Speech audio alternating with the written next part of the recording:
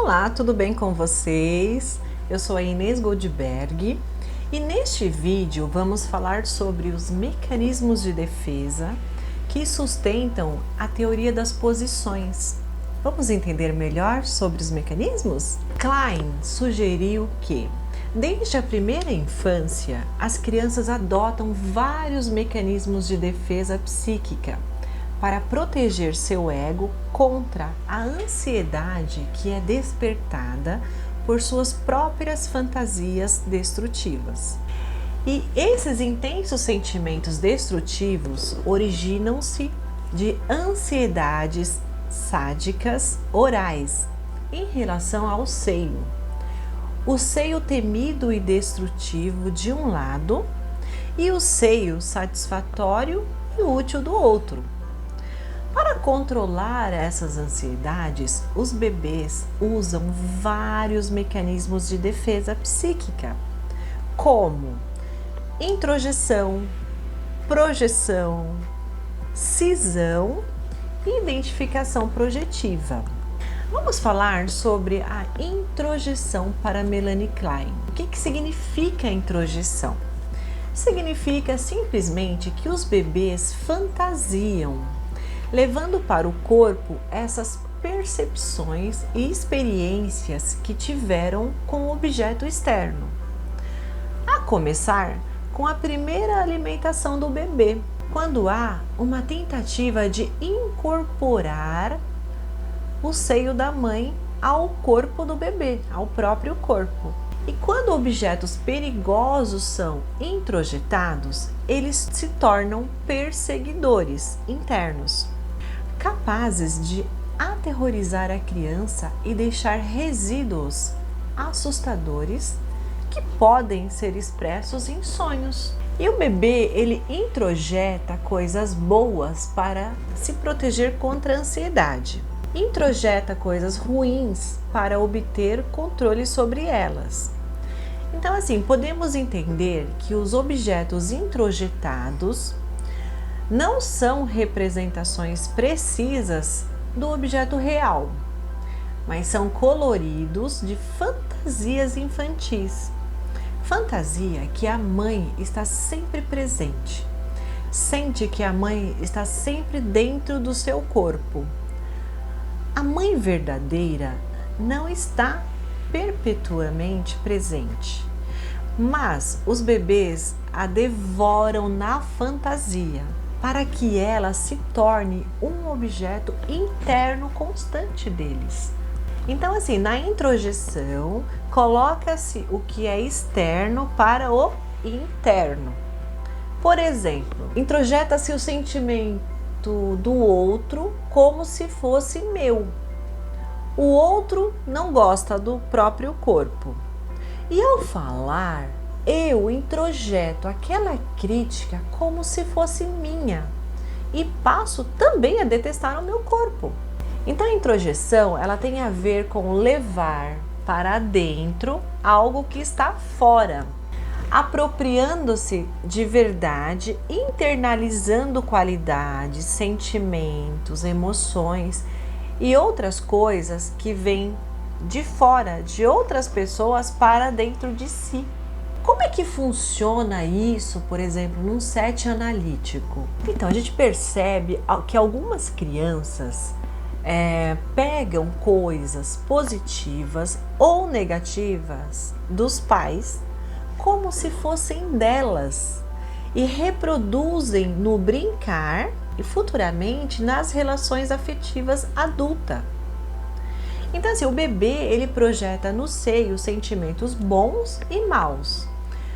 O bem e o mal está dentro de todos nós. É a pulsão de vida e morte de Freud.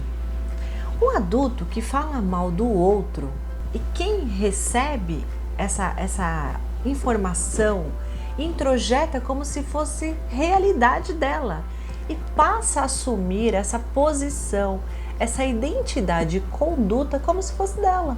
Então, na verdade, o que o outro falou de negativo, a pessoa introjeta como se fosse dela e passa a agir de tal modo. Então, a gente falou sobre a introjeção E agora, vamos entender um pouquinho como que funciona a projeção. Podemos usar o termo livre-se do objeto. Projeção é a fantasia de que os próprios sentimentos e impulsos residem, na verdade, em outra pessoa e não dentro do próprio corpo. As crianças projetam imagens boas e ruins em objetos externos. Eu projeto no outro sujeito, por exemplo, aquilo que é meu e do outro. Se, por exemplo, assim, eu estou me sentindo com um seio bom em mim. Então, tudo que eu faço é maravilhoso. E se eu estou projetando essa parte má no outro, então o outro é ruim. Ele tenta me atacar, ele tenta me prejudicar. E como eu não reconheço essa parte em mim mesma, eu sempre fico projetando no outro, né?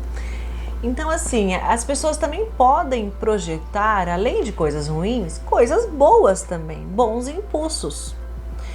Os bebês que se sentem bem com o seio nutritivo da sua mãe, se sentiam bem, foram bem amamentados, bem cuidados, amados pela mãe ou pela função materna, eles atribuem seus próprios sentimentos do bem no seio.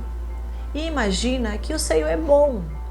E mais tarde, numa fase adulta, eles projetam esses impulsos bons, sentimento de amor, em outras pessoas.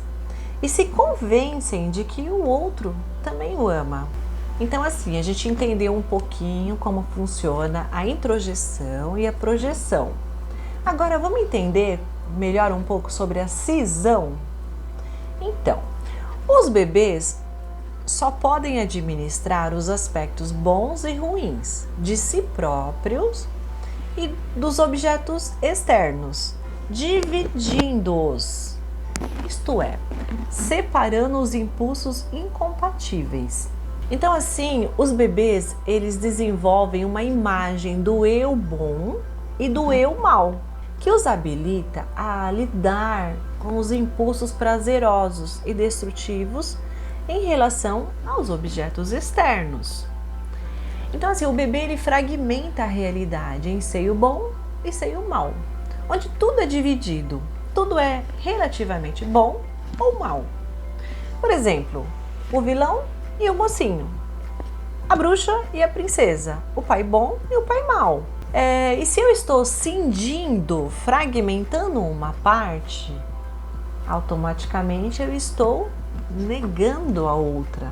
Então, assim, e por último e de extrema importância, vamos ver agora a identificação projetiva.